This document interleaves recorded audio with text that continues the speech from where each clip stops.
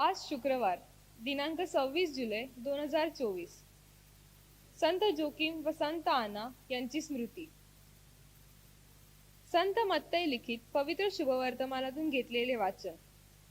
येशूने आपल्या शिष्यास म्हटले, आता तुम्ही पेरणाऱ्याचा दाखला ऐकून घ्या. कोणी राजाचे वचन ऐकतो, पण ते त्याला समजत नाही. तेव्हा तो दुष्ट येऊन त्याच्या अंतःकरणात पेरलेले ते हिरावून घेतो. वाटेवर पेरलेला तो हा आहे. खडकाळीवर पेरलेला तो हा आहे की तो वचन ऐकतो आणि ते तत्काळ आनंदाने ग्रहण करतो, परंतु त्यास मूळ नसल्या कारणाने तो थोडाच वेळ टिकतो आणि वचनामुळे संकट आले किंवा छळ झाला म्हणजे तो लागलाच अडखळतो.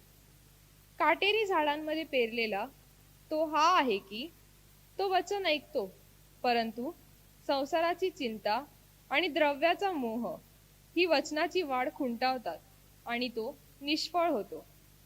चांगल्या जमिनीत पेरलेला तो हा की तो वचन ऐकून ते समजतो, तो फळ देतोच देतो. कोणी 100 पट, कोणी 60 पट, तर कोणी 30 पट. चिंतन. ख्रिस्त सभा आज प्रभू येशूचे आजी आजोबा आणि पवित्र मरियेचे माता पिता संत जोकीम आणि संत आना यांचा सण साजरा करीत आहे. आज जगाला येशूसारखा तारणारा जर मिळाला असेल तर त्याचे मुख्य कारण परमेश्वराने पवित्र मरियेला संत आना हिच्या पोटी जन्माला घातले. तिच्या गर्भधारणेच्या पहिल्या क्षणापासून पवित्र मरिया ही मूळ पापावाचून संभावलेली होती. तरीही एक हाडामासांची स्त्री म्हणून तिच्यावर आपल्या आई वडिलांचे धार्मिक संस्कार झाले. त्यामुळे योग्य वेळ येताच ती परमेश्वराच्या हाकेला ओ देऊ शकली.